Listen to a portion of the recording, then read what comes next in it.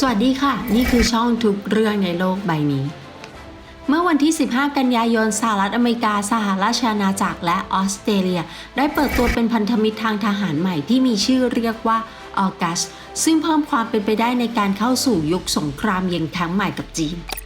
วันนี้เราจะมาทำความรู้จักกับ Five Eyes ซึ่งเป็นประเทศพันธมิตรของทางตะวันตกในการแบ่งปันข้อมูลและเทคโนโลยีก่อนและตามด้วย Quad และ August ซึ่งเป็นรายละเอียดเพิ่มเติมในคลิปต่อๆไปกันค่ะ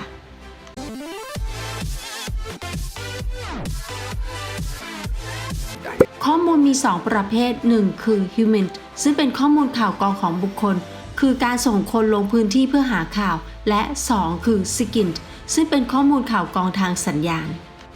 Human หมายถึงข้อมูลที่ได้รับจากกิจกรรมจารกรรมแบบดั้งเดิมและ SIGINT หมายถึงข้อมูลที่ได้รับจากการดักฟังข้อมูลสัญญาณเช่นจากการสื่อสารโทรคมนาคมดังนั้นหน่วยข่าวกรองของแต่ละประเทศจึงดำเนินการโดยแยกแผนกที่รับผิดชอบระหว่าง Human and SIGINT ออกจากกันตัวอย่างเช่น NSA ในสหรัฐอเมริกาและ GCHQ ในสหราชอาณาจักรรับผิดชอบ SIGINT และ CIA ในสหรัฐอเมริกาและ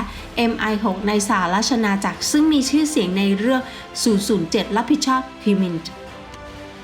นอกจาก Human ที่ได้รับข่าวโดยใช้ทรัพยากรของมนุษย์แล้วความสำคัญของข้อมูลสัญญาณก็เพิ่มขึ้นอย่างมากนับตั้งแต่สงครามโลกครั้งที่ 1 เมื่อมีการใช้เทคโนโลยีวิทยาการเข้ารหัสลับแบบใหม่สหราชอาณาจักรได้ดำเนินการกับหน่วยงานของรัฐเพื่อถอดรหัสลับนับตั้งแต่สงครามโลกครั้งที่ 1 ในช่วงสงครามโลกครั้งที่ 2 มีการลงทุนในทรัพยากรเป็นจำนวนมากเพื่อถอดรหัสอินิมาซึ่งเป็นเครื่องที่นาซีเยอรมันใช้ในการส่งสัญญาณลับสหรัฐอเมริกายังคงลงทุนในการถอดรหัส Purple Machine ซึ่งเป็นเครื่องเข้ารหัสลับของญี่ปุ่นตั้งแต่ต้นปี 1941 สหรัฐอเมริกาและสหราชอาณาจักรซึ่งแต่ก่อนได้แยกกันดำเนินกิจกรรมการเก็บรวบรวมข้อมูลเริ่มแบ่งปันข้อมูลที่พวกเขาได้รับเพื่อตอบโต้เยอรมันและญี่ปุ่นในเดือนสิงหาคมปี 1943 ทั้งสองประเทศได้ลงนามในข้อตกลงบรัสซาล์เพื่อแลกเปลี่ยนข้อมูลที่เป็นความลับกันและในเดือนธันวาคมของปีเดียวกันนักวิทยาศาสตร์อัจฉริยะทัวรินและเพื่อนร่วมงานของเขาประสบความสำเร็จในการพัฒนาเครื่อง Colossus ซึ่งเป็นเครื่องที่ถอดรหัสที่ทำจากหลอดสุญญากาศ 1,800 ชิ้นซึ่งมีส่วนอย่างมากต่อชัยชนะของสงครามโลกครั้งที่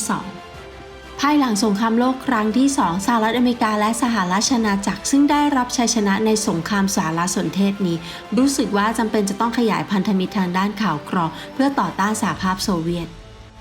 ดังนั้นในปี 1948 แคนาดาจึงเข้าร่วมในพันธมิตรข่าวกรองที่นำโดยสหรัฐอเมริกาและสหราชอาณาจักรและในปี 1955 ได้รับเลื่อนตำแหน่งเป็นสมาชิกอย่างเป็นทางการ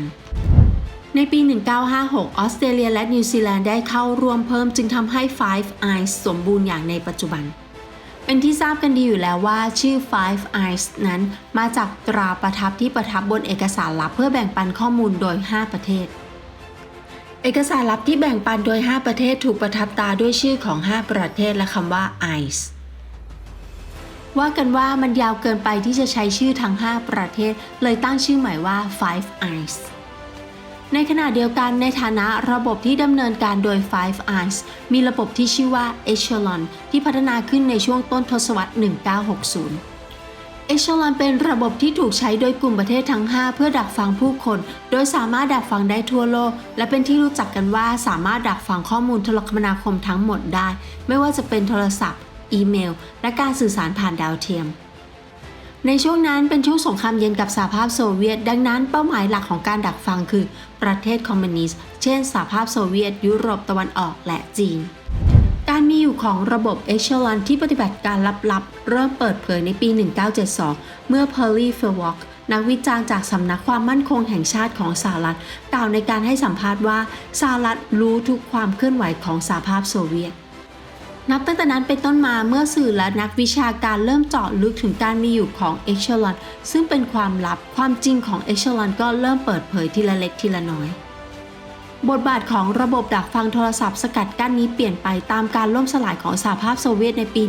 1989 กล่าวอีกในหนึ่งคือระบบเคยใช้เพื่อรับข้อมูลทางทหารและการทูตเกี่ยวกับสหภาพโซเวียตและกลุ่มประเทศคอมมิวนิสต์แต่หลังจากสิ้นสุดสงครามเย็นระบบก็เริ่มถูกใช้เพื่อสอดแนมความลับทางธุรกิจ ความลับทางอุตสาหกรรมที่ได้รับในลักษณะนี้ถูกส่งไปยังบริษัทของประเทศต่างๆที่เป็นของ Five Eyes และหลังจากการโจมตี World Trade Center เมื่อวันที่ 11 กันยายน ปี 2001 การดักฟังตามอำเภอใจภายใต้ข้ออ้างที่ว่าเป็นการปิดกั้นการก่อการร้ายก็ได้ดำเนินการขึ้นและในปี 2013 เอ็ดเวิร์ด สโนเดนเปิดเผยว่ามีการดักฟังอย่างกว้างขวางผ่านระบบที่เรียกว่า PRISM โดยร่วมมือกับบริษัท IT ระดับโลกเช่น Google, Apple และ Microsoft และการมีอยู่ของ Five Eyes กลายเป็นที่รู้จักไปทั่วโลก PRISM เป็นระบบที่รวบรวมข้อมูลทั้งหมดอย่างครอบคลุม เช่น การประชุมทางวิดีโอและการบริการโซเชียลมีเดียที่บริษัท IT ให้บริการนอกเหนือจากอีเมล แฟกซ์ และโทรศัพท์ที่มีอยู่ข้อเท็จจริงที่ว่าบริษัท IT ทั่วโลกร่วมมือกันดักฟังโทรศัพท์เหล่านี้สร้างความตื่นตระหนกให้กับผู้คนทั่วโลกเป็นอย่างมากและการมีอยู่ของ PRISM เหล่านี้ทำให้เข้าใจได้ว่าเหตุใด Five Eyes จึงมองว่าหัวเว่ยของจีนเป็นภัยคุกคามที่อาจเกิดขึ้นซึ่งหัวเว่ยคิดเป็น 22% ของตลาดอุปกรณ์โทรคมนาคมทั่วโลกในปี 2018 คุณจะเห็นได้ว่าเหตุใดจีนจึงห้ามการใช้โซเชียลมีเดียที่พัฒนาในประเทศตะวันตกเช่น YouTube, Facebook และ Twitter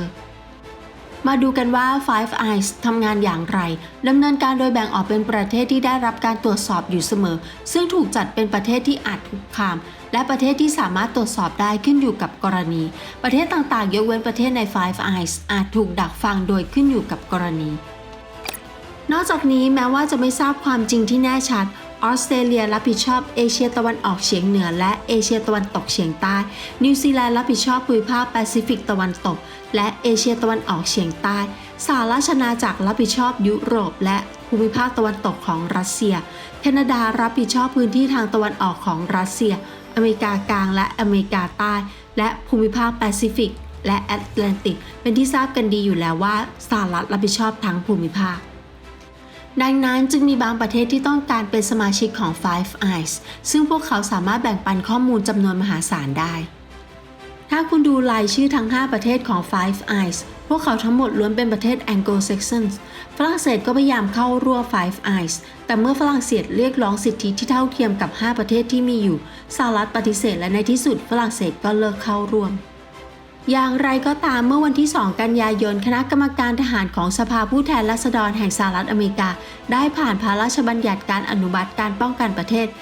NDAA ซึ่งรวมอินเดียเกาหลีใต้ญี่ปุ่นและเยอรมันใน Five Eyes นี่ยังไม่ใช่การตัดสินที่ให้ทั้ง 4 ประเทศเข้าร่วมใน Five Eyes โดยจะมีการกล่าวสรุปในวันที่ 20 พฤษภาคม 2022 หาก 4 ประเทศเข้าร่วมใน Five Eyes ควรมีการระบุข้อดีและข้อเสียและรายงานต่อรัฐสภาอย่างไรก็ตามหากคุณดูรายชื่อใน 4 ประเทศเกาหลีอินเดียและญี่ปุ่นไม่รวมเยอรมันความตั้งใจของสหรัฐถูกเปิดเผยอย่างชัดเจนอินเดียถูกรวมเข้าด้วยเนื่องจากอยู่ติดกับปากีสถานซึ่งมีความสัมพันธ์ใกล้ชิดกับจีนและอัฟกานิสถานดังนั้นจึงเป็นประโยชน์สำหรับการได้รับข้อมูลเกี่ยวกับจีนและกลุ่มก่อการร้ายและแน่นอนว่าเกาหลีใต้และญี่ปุ่นมีไว้สำหรับการรับข้อมูลเกี่ยวกับจีนและเกาหลีเหนือแต่เป้าหมายหลักคือจีนอย่างไรก็ตามดังที่จะเห็นในตัวอย่างของฝรั่งเศสในอนาคตดูเหมือนว่าไม่น่าจะเป็นไปได้อย่างยิ่งที่จะมีการร่างกฎหมายรวม 4 ประเทศในเอเชียแทนที่จะเป็นประเทศในกลุ่ม Anglo-Saxon ใน Five Eyes สิ่งที่เราควรให้ความสนใจคือออกัสพันธมิตรทางทหารระหว่างสหรัฐอเมริกาอังกฤษและออสเตรเลียได้เปิดตัวเมื่อวันที่ 15 กันยายนและข้อเท็จจริงที่ว่ารัฐสภาคองเกรสแห่งสหรัฐอเมริกาได้เพิ่มการขยายประเทศใน Five Eyes ซึ่งเป็นพันธมิตรทางด้านข่าวกรองเป็นการส่งสัญญาณว่าจะเริ่มกีดกันจีนอย่างจริงจังดังนั้นในขณะที่ความขัดแย้งระหว่างจีนและสหรัฐอเมริกาทวีความรุนแรงขึ้นในภูมิภาคเอเชียแปซิฟิกในอนาคตความไม่แน่นอนทางการทูตจึงคาดว่าจะเพิ่มขึ้นอย่างมากสำหรับประเทศในเอเชียวันนี้เราได้เรียนรู้เกี่ยวกับพันธมิตรข้อมูล Five Eyes กันแล้วค่ะ